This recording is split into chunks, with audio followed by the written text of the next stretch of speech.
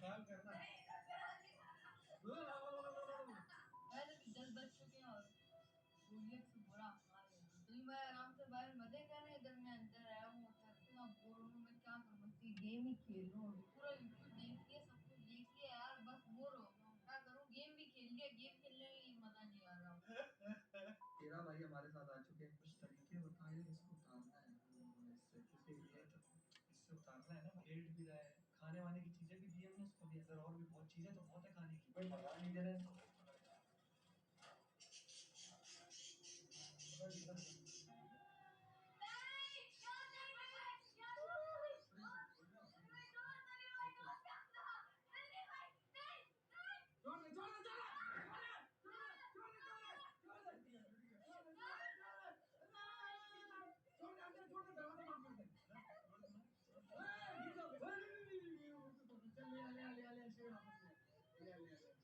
वापस छोड़ दे इसको उधर छोड़ वही ले चले भाई, हम ये छोड़ दे, सही उतारा बेचारा उतरने वाला था, पर मैंने इसका ना, मैं नहीं चाहता था यार इतना ज्यादा सही ना, सोचना है पूरे $100 मिलियन का एक विशाल सा मैंशन, और ये इंसानों ने बनाया हुआ अब तक का सबसे लग्जरियस घर हो सकता है। और हम कंपेयर करेंगे इस घर में रहकर कैसा लगता है उसके बाद $69 मिलियन वाले आर्ट हाउस में रहकर, जो बना है एक असली वाली सुनामी का सामना करने के लिए। फिर एक $20 मिलियन वाले महल में रहकर जिसका एक अपना वाटर पार्क है।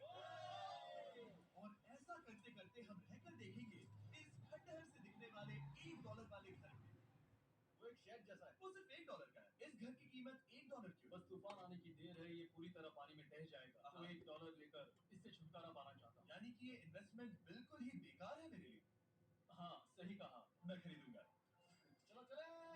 ओह, लग रहा है टूट जाएगा। नीचे गिरने के चांसेस कितने होंगे? बहुत ही ज्यादा।